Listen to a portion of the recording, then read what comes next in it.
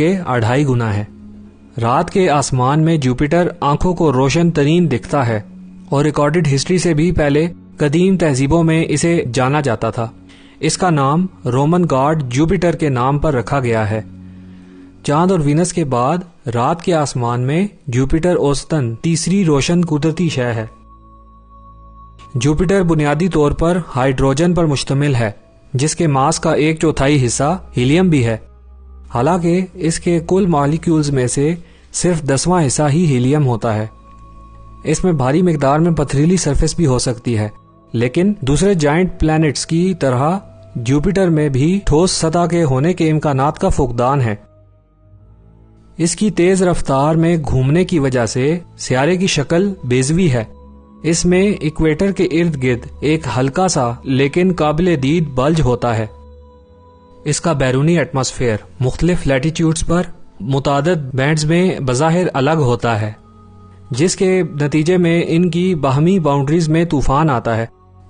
इसकी एक नुमाया मिसाल द ग्रेट रेड स्पॉट है, जो एक ऐसा जबरदस्त तूफान है जिसके बारे में जाना जाता है कि कम से कम 17वीं सदी से उस वक्त मौजूद था जब इसे टेलीस्कोप से पहली बार देखा गया था। इर्द गिर्द का जुपिटर एक हल्का सा प्लैनेटरी रिंग सिस्टम और एक ताकतवर मैग्नेटोस्फीयर है। तो दोस्तों, अब बात करते हैं जुपिटर के चांद के बारे में। जुपिटर के पास 79 दरियाफ्त शुदा कुदरती सैटेलाइट्स या चांद मौजूद हैं।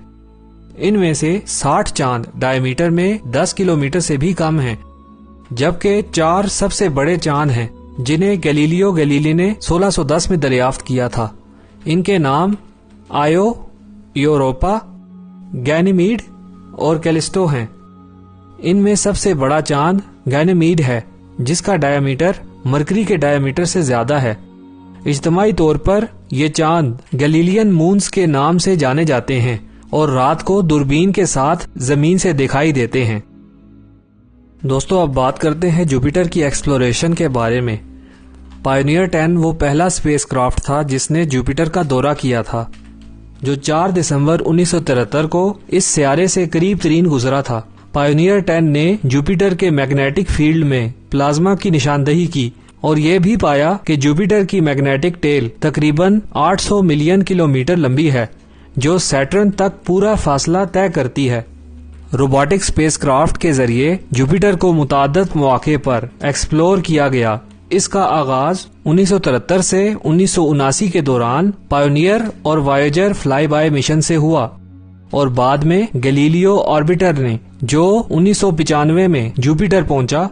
फरवरी 2007 के आखिर में द न्यू होरिजॉन्स प्रोब के जरिए जुपिटर का दौरा किया गया, जिसने जुपिटर की ग्रेविटी को अपनी रफ्तार बढ़ाने और प्लूटो के रास्ते में सिमत लेने के लिए इस्तेमाल किया। जुपिटर को मजीद एक्सप्लोर करने के लिए जूनो मिशन की तहकीक है। जूनो 4 जुलाई 2016 को जुपिटर के गिर्द मदार में दाखिल हुई थी। जुपिटर के निजाम में तलाश के लिए मुस्तकबिल के अहदाफ में इसके चांद, यूरोपा का मुमकिना बर्फ से अहाता लिक्विड ओशन शामिल है। आइए अब बात करते हैं जुपिटर के हुजम और साइज पर। निजाम शमसी के दूसरे सियारों के मुश्तरका हिस्से में जुपिटर का हुजम 2.5 गुना है। ये इतना बड़े पैमाने पर है कि सूरज के मुकाबले में इसका सेंटर ऑफ मास सूरज की सतह के ऊपर सूरज के मरकज से 1.068 सोलर रेडियाई पर मुश्तमिल है। जुपिटर जमीन से बहुत बड़ा, लेकिन इसकी डेंसिटी बहुत कम है। इसका हुजम तकरीबन 1321 जमीनों के बराबर है, लेकिन ये सिर्फ 318 गुना मैसिव है। जुपिटर का रेडियस सूरज के रेडियस का 10वां हिस्सा है और इसका हुजम सूरज का 1000वां हुजम का हिस्सा है। लिहाजा दोनों जिस्मों की कसाफत यानी डेंसिटी एक जैसी है। The great red spot.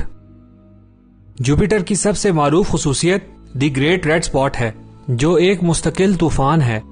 ये जमीन से बड़ा है, जो इक्वेटर से 22 दर्जे जुनूब में वाक़या है। ये कम से कम 1831 के बाद से मौजूद था और मुमकिना तौर पर 1665 के बाद से जाना जाता है। हबल स्पेस टेलीस्कोप की तस्वीरी नुमाइश में द ग्रेट रेड स्पॉट से मुल्हका 2 रेड स्पॉट्स दिखाए गए हैं, یہ طوفان اتنا بڑا ہے کہ زمینی ٹیلیسکوپس جو صرف 12 سینٹی میٹر یا اس سے بڑے اپرچر پر مبنی ہوں کے ذریعے بآسانی دکھائی دیتے ہیں۔ دیزوی شکل سے مشابہت رکھنے والا یہ اسپاٹ تقریباً 6 دن کی مدت کے ساتھ گھڑی کی سمت گھومتا ہے۔ اس طوفان کی زیادہ سے زیادہ اونچائی ارد گرد کے بادل کی چوٹی سے اوپر 8 کلومیٹر یعنی 5 میل تک ہے۔ اب بات کرتے ہیں جوپیٹر کے انٹرنل سٹرکچر کے بارے میں۔ یہ خیال کیا جاتا ہے کہ جوپیٹر میں یا تو ایک ڈینس کور ہے جو لیکوڈ میٹالک ہائیڈروجن اور کچھ ہیلیم پر مشتمل ہوگی، جو سیارے کے ریڈیس کے تقریباً 78% تک پھیلا ہوا ہے، اور ایک بیرونی ایٹماسفیئر جس میں بنیادی طور پر مالیکولر ہائیڈروجن ہوتا ہے، یا شاید اس میں کوئی بنیادی کور ہی نہیں ہے، جس میں مرکز تک مالیکولر اور میٹالک ہائیڈروجن کے بجائے ایک مرغوب مرکب ہوتا ہے، چاہے اس سیارے کو پہلے کسی سالڈ سٹیٹ کے طور پر یا ایک گیشیس پروٹو پلانیٹری ڈسک کے طور پر تسلیم کیا گیا ہو۔ تاہم جیونو مشن جو جولائی 2016 میں پہنچا تھا نے دریافت کیا کہ جوپیٹر کا ایک بہت ہی پھیلا ہوا کور ہے جو مینٹل میں ملا ہوا ہے۔ اس کا ایک ممکنہ سبب زمین سے 10 گنا بڑے سیارے کا ٹکراؤ ہے جو جوپیٹر کے بننے سے چند ملین سال قبل ہوا کہ جووین کور کو درہم برہم کر دیا۔ میٹالک ہائیڈروجن کی لیئر کے اوپر ہائیڈروجن کا ایک شفاف داخلی ایٹماسفیئر موجود ہے۔ اس گہرائی میں ہائیڈروجن کے 1.2858 میگا پاسکلز کے شدید دباؤ اور صرف 32.938 کیلوین کے درجہ حرارت سے اوپر ہے۔ اس سٹیٹ میں لیکوڈ اور گیس موجود نہیں ہوتے۔ کہا جاتا ہے کہ یہاں hydrogen super critical fluid state میں ہوتا ہے۔ یہ آسان ہے کہ بادل کی تہہ سے 1000 کلومیٹر کی گہرائی تک ہائیڈروجن کو گیس اور اس سے گہری تہوں میں لیکوڈ تصور کیا جائے۔ بنیادی طور پر اس کی کوئی واضح حد نہیں ہے، نیچے اترتے ہی گیس گرم اور ڈینس ہوتی جاتی ہے۔ ہیلیم اور نیون کی بارش کی طرح بوندیں نچلی فضا میں نیچے کی طرف برستی ہیں اور یوں ان عناصر کی کثرت بالائی فضا میں ختم ہو جاتی ہے۔ جوپیٹر پر ہیروں کی بارش کے ہونے کا انکشاف بھی ہوا ہے۔ اس کے ساتھ ساتھ سیٹرن اور آئس جائنٹس جن میں یورینس اور نیپچون شامل ہیں، ان پر بھی ہیروں کی بارش ہونے کا انکشاف کیا گیا ہے۔ جوپیٹر کے اندر درجہ حرارت اور دباؤ مستقل طور پر اندر کی طرف بڑھتا جاتا ہے۔ اس کا مشاہدہ مائکرو ویو کے اخراج میں کیا گیا ہے۔ تو دوستو، اب بات کرتے ہیں جوپیٹر سے جڑی کچھ متس اور پرانے زمانے کی قدیم کہانیوں کے بارے میں۔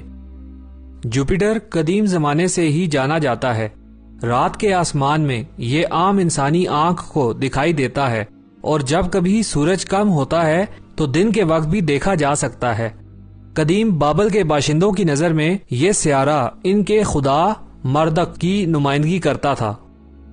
رومیو نے اسے دی سٹار آف جوپیٹر، یوپیٹر سٹیلا کہا، کیونکہ وہ یہ خیال کرتے ہیں کہ یہ رومن میتھولوجی کے اصل دیوتا کے لیے مقدس ہے، جس کا نام ڈایوپیٹر سے آتا ہے، جس کا مطلب ہے فادر اسکائی گاڈ یا فادر ڈے گاڈ۔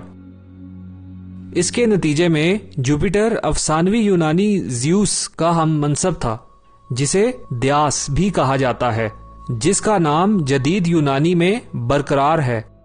قدیم یونانی سیارے کو فائتھون کے نام سے جانتے ہیں، جس کا مطلب ہے دا شائننگ ون یا بلیزنگ سٹار۔ رومن فائتھون کے اعلیٰ دیوتا کے طور پر جوپیٹر گرج، بجلی اور طوفان کا دیوتا تھا، اور مناسب طور پر روشنی اور آسمان کا دیوتا کہلایا کرتا تھا۔ تو دوستو، یہ تھے جوپیٹر سے متعلق چند اہم حقائق